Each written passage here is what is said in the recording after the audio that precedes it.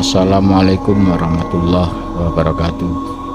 Jumpa ketemu kembali bersama Ngopi Horor. Malam hari ini saya mencoba untuk ke petilasan atau tempat rumah tinggalnya Raden Bagus Sabu Jagat, atau bisa dibilang Raden Sutejo Diningrat. Beliau adalah masih keturunannya Bupati Malang pertama, yaitu Raden Arya Tumenggung Noto Diningrat. Oke saudaraku, seperti apa langgar peninggalan beliau? Mari kita coba ke sana.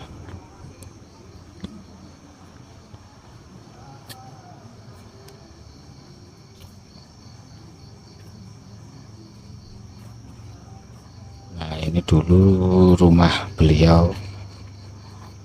Dulu rumah ini dari joglo, sekarang sudah direhab, direnovasi, dan ditinggali juru kunci.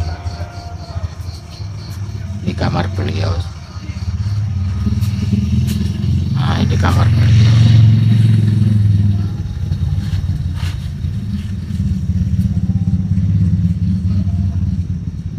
Itu adalah untuk beliau.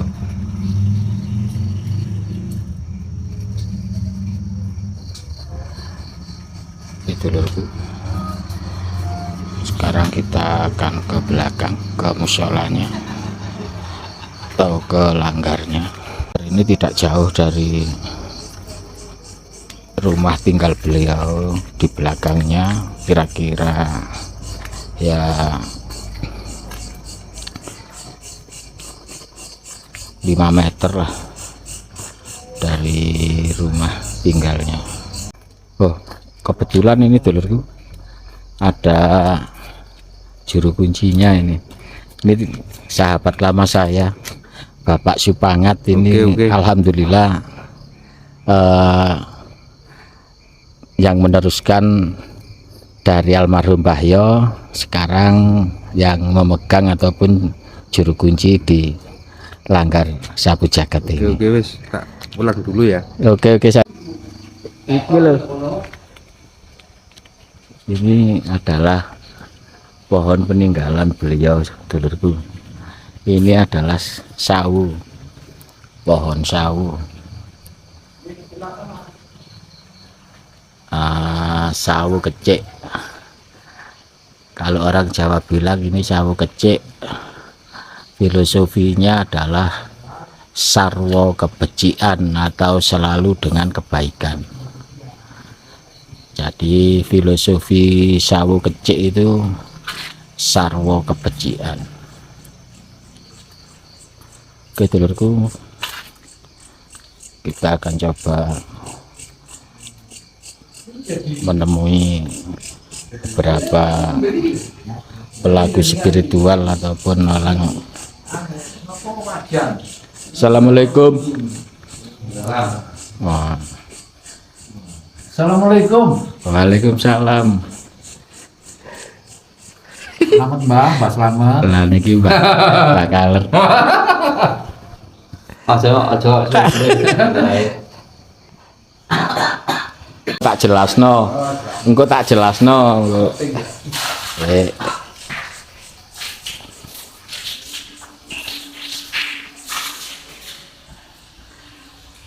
Nah, ini adalah kenceng dulu. Kenceng ini kalau orang Jawa bilang kenceng itu semacam wajan yang ukurannya besar, dan ini dulu digunakan Mbah Raden Sabu Jagat ataupun Mbah Sutejo Diningrat untuk media pengobatan. Jadi ini dulu kalau habis sholat isya ditaruh di depan halaman rumahnya, terus diisi air penuh, Setelah diisi air, kenceng ini atau wajan ini dikasih bunga. Habis dikasih bunga, didoain beliau. Setelah didoain sama beliau, jam 12 malam itu kenceng ini ataupun wajan ini ditutup kain mori, kain kafan putih. Setelah itu paginya habis sholat subuh, para warga sekitar musola atau langgar ini mengambil airnya untuk obat, karena waktu dulu banyak penyakit, kalau orang dulu bilang pagebluk. Jadi ini wajan ini ataupun kenceng ini dulu untuk sarana pengobatan, dengan caranya dikasih air, dikasih segala macam bunga-bunga, didoain, habis itu ditutup kain kafan. Setelah subuh, turun sholat subuh, semua warga pada ngambil airnya untuk obat. Nah, seperti itu dulurku penjelasannya.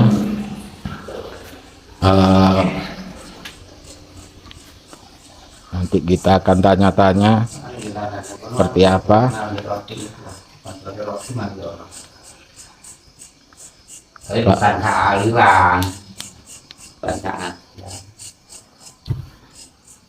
Assalamualaikum. Nah, ini dalamnya dulurku. Jadi ini sudah direnovasi.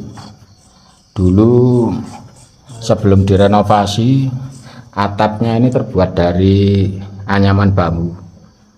Atapnya sudah direnovasi, dan ini mimbar untuk khotbah, dan yang tertutup sebelah kiri ini pengimaman untuk imam sholatnya. Jadi cukup lama langgar ini, sudah ratusan tahun lah sampai sekarang. Jadi ini banyak terjadi perubahan, kan usianya sudah cukup tua, akhirnya sudah direnovasi. Dan yang joglo depan ini baru dulurku. Dulu ini halaman nggak ada joglonya. Oke dulurku, nanti dilanjut lagi bincang-bincang sama dulur lawas iki suwe Kak Peduk. Nek Pak Jarot itu lek rubuno kene kene ae. Jenenge Pak Jarot itu. Tak gelem nang kono-kono. Suwe nek wis kok sampe kono iki. Rasane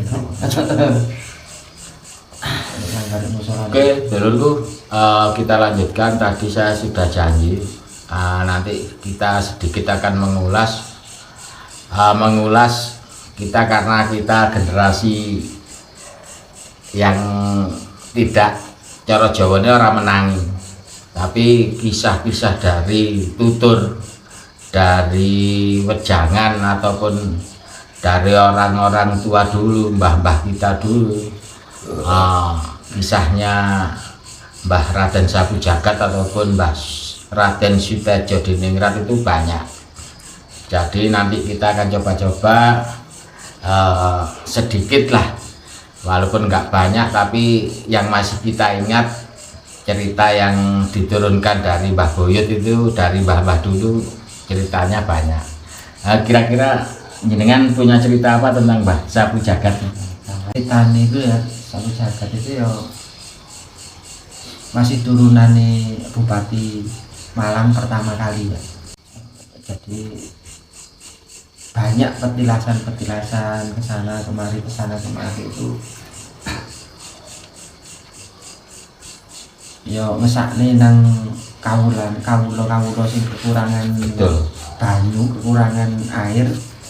Jadi tirakat mencari sumber kemana kan daerah Pakai Saji, daerah Kepanjen itu kekurangan air. Jadi setahu saya itu ya, dari cerita-cerita itu ya, sampai ke desa Ubalan ya, bertapa di situ, menemukan sumber di situ, akhirnya jadilah PDAM ya, yang bisa untuk mengalir sampai ke Pakai Saji, sampai ke Panjen. Nah itu tahu saya itu. Kalau untuk supranatural nggak ngerti, belum paham. Jadi gini dulu, ceritanya kenapa sampai Raden Sapu Jagat itu, Raden Bagus Sapu Jagat. Jadi orang sekitar sini itu sudah biasa menyebutnya Raden Bagus. Jadi beliau itu sengaja meninggalkan turunan ningratnya, itu memang sengaja gelar bangsawannya itu disembunyikan. Kalau gelar bangsawannya sebenarnya, kalau dari Bupati Malang pertama yang makamnya ada di Grebek itu dari Raden Tumenggung Noto Diningrat I. Jadi Bupati pertama Malang itu akhirnya itu nasabnya ke situ. Raden Bagus Sapu Jagat itu gelarnya atau nama aslinya Raden Sutejo Diningrat. Beliau itu pernah menjabat sebagai Wedono di Blitar, cuman beliau tidak berkenan. Akhirnya dia datang ke sini, di sini merasa nyaman. Beliau akhirnya bertawasul, ataupun orang itu kalau bilang tirakat lah. Nah, beliau itu tirakatnya di Ubalan. Di Ubalan itu kebetulan ada sumber mata air yang dinamakan sekarang Umbul Rejo. Dulu kalau kecil saya itu Umbulan. Di situ beliau bertirakat, ada sampai sekarang. Pernah di video yang sebelumnya ini sudah saya ulas, di Petilasan Umbul Rejo itu tempatnya tirakatnya Raden Bagus. Di situ beliau meditasi, setelah itu mendapatkan wisik ataupun ilham dari Mbah Biru. Akhirnya beliau itu berharap, karena waktu zaman penjajahan itu rakyat itu susah, beliau itu berharap bisa mengatur pengairan agar sawah bisa panen secara bagus ataupun baik. Dan beliau juga syiar agama Islam, juga beliau itu juga istilahnya memberikan pengobatan.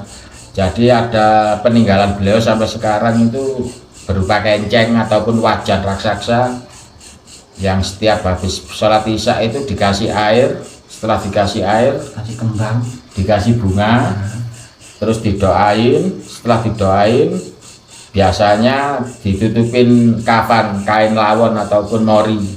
Nanti setelah habis sholat subuh itu dibuka, siapa-siapa yang ngambil, masyarakat sekitar bisa ngambil untuk obat.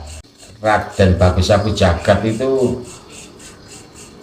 memang tokoh yang bisa dikatakan pada waktu itu dibilang sakti. Karena apa? Karena waktu ditangkap Belanda, ya kan ya. Waktu beliau itu didatangin Belanda, di sini ditangkap karena dia seorang pejuang juga. Beliau juga syiar agama, pejuang. Ditangkap Belanda itu sudah dibawa mobil, masuk mobil itu beliau ada sampai di tangsinya, kalau orang dulu tangsi di markasnya Belanda itu, ternyata beliau sudah nggak ada, yang ada itu tinggal belangkonya. Beliau sudah menghilang. Terus pada suatu saat lagi ditangkap lagi sama Belanda itu. Setelah ditangkap, beliau itu nggak melawan, nggak pernah melawan ya. Dibawa ke masuk mobil ya diam saja. Setelah dibawa mobil nyampe markasnya Belanda tadi, tinggal tongkatnya, beliau juga hilang lagi. Jadi mitosnya itu sampai sekarang pun kita yang sering di sini ataupun melekan ataupun kita tawasulah di sini itu sampai detik ini makam beliau itu nggak ada. Jadi dalam artian nggak ada itu, entah wafatnya atau makamnya di mana kita juga nggak tahu. Jadi mitosnya kalau orang sini itu bilang, orang sekitar sini bilang itu namanya Sapu Jagat itu ngubengi jagat. Dia masih mengembara, beliau itu masih mengembara ngubengi jagat, makanya gelapnya Raden Bagus Sapu Jagat. Jadi segi mistisnya Mbah Dipo itu lucu sekali. Di samping lucu, dia juga walaupun sebagai cantrik ya, sebagai cantrik itu beliau juga sakti Mbah Dipo itu. Kalau Mbah Dipo itu menurut Mbah Yo itu dulu sesepuhnya atau yang mengku ataupun juru kunci sini. Beliau adalah bapak dari Pak Supangat yang sekarang jadi juru kunci sini, itu pernah cerita seperti ini sama saya. Mbah Dipo itu seorang cantrik abdi dari Mbah Sabu Jagat, Raden Bagus Sabu Jagat. Beliau itu sehari-hari sebagai orang yang angon kambing. Jadi angon kambing itu pengembala kambingnya Raden Bagus Sabu Jagat. Nah, beliau itu kalau angon kambing di lapangan Maguan, sampai sekarang lapangannya masih ada. Jadi beliau itu orangnya lucu, orangnya bilangnya nenek saya atau Mbah Yo itu orangnya kecil, orangnya nggak tinggi, kecil tapi sakti.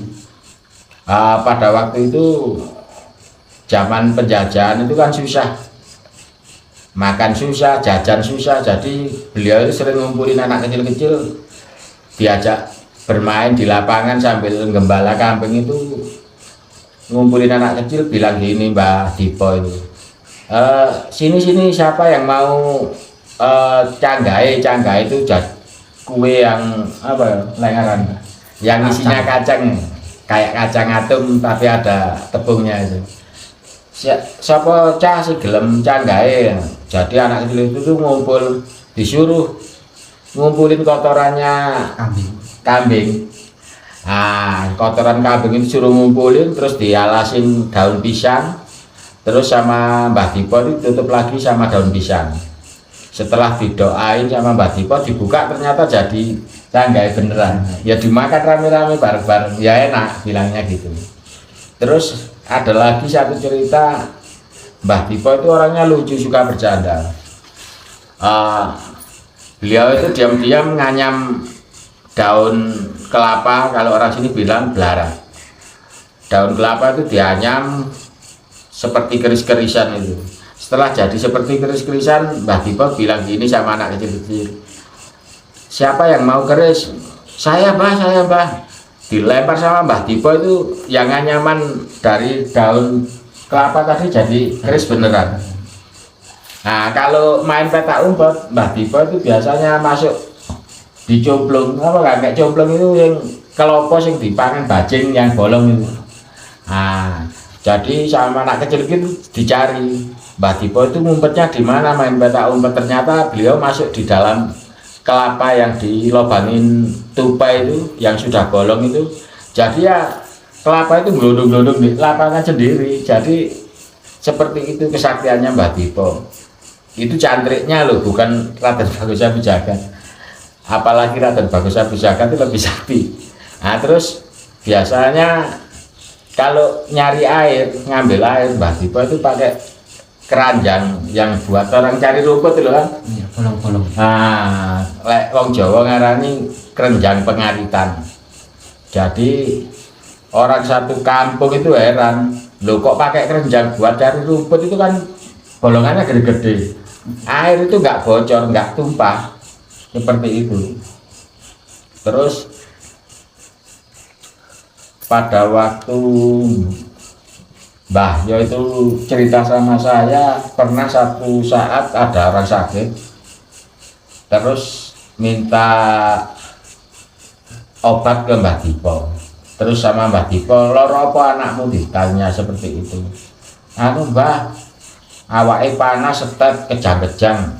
Wis gini aja, disuruh bikin bubur merah putih. Nah, kalau orang sini bilang bubur sengkolo, jenang abang. Nah, setelah suruh bikin bubur merah putih jenang abang tadi, di kolongnya tempat tidur itu, lek wong Jawa bilang di isore amben tempat tidurnya itu disuruh ngasih lampu cempluk atau sentir kalau orang sini.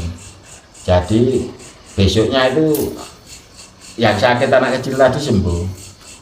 Mungkin seperti itu dulu cerita-cerita mistisnya, ataupun kita ngomongin ya memang kenyataannya seperti itu kesaktiannya beliau-beliau itu. Nah, buktinya adanya musola inilah, Ya. adanya musola ini termasuk siar beliau ya. Betul. Adanya kenceng yang di situ Ya. ya termasuk siar beliau itu sudah menunjukkan apa ya, Kang rumahnya. aroma lah.